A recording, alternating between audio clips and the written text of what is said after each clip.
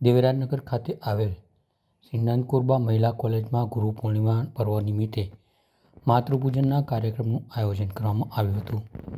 આ તકે ઉપસ્થિત રહેલા શ્રીમતી ડૉક્ટર અનુરાધાબેન મિયાણીએ ગુરુ પૂનમનું મહત્ત્વ સમજાવતું વક્તવ્ય આપ્યું હતું. ગુરુ પૂર્ણિમા પ્રસંગે આવેલ અતિથિઓ અને દીકરીઓના વાલીઓનું કુમકુમ તિલક સાથે સ્વાગત કરવામાં આવ્યું હતું. કોલેજના ટ્રસ્ટી શ્રી ભરતસિંહ ગોયલના માર્ગદર્શન હેઠળ યોજાયેલ કાર્યક્રમને સફળ બનાવવા ફેકલ્ટીઓએ સારી મહેનત લીધી હતી.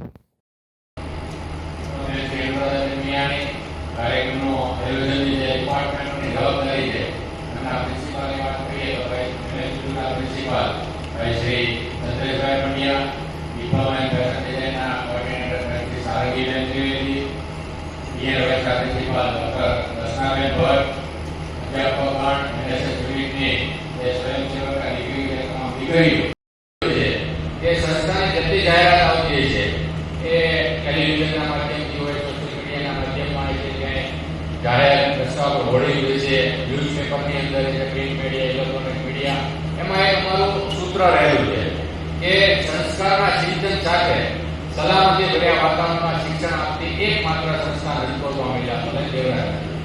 એટલે અમે પણ અમારા અધ્યાપક મળે છે, અમારા પ્રિન્સિપાલ મળે છે, અમારું મેનેજમેન્ટ છે, દીકરીઓના સતત એક જ વસ્તુ કહીએ છીએ કે તમારું શિક્ષણ છે એ 2 નંબર ઉપર છે. પહેલો નંબર છે જે તમારી આઈડેન્ટિટી, એટલે તમારી ઓળખ છે, તમારા સંસ્કાર રહેવાના છે. ને સંસ્કારની ઓળખ તમારી કઈ રીતે થશે? તો એ તમારા વ્યવહારથી થતી હોય છે, તમારા આચરણથી થતી હોય છે. અને એ વ્યવહાર ને આચરણ એમને જ્યારે અભ્યાસ કરતી છે, જ્યારે આવવા જવાનું થતું છે, આગળ ઉપરના દિવસોમાં એમને ગ્રહસ્થની જવાબદારી સંભાળવાની આવશે. તમારી વાલી દીકરીઓ, અધ્યાપક, પ્રિન્સિપાલ સૌ વતી આજના મુખ્ય અતિથિ, મુખ્ય વક્તા એવા મુરબ્બી ડૉક્ટર અનુરાધાબેન મિયાણી પર હૃદયપૂર્વક સ્વાગત.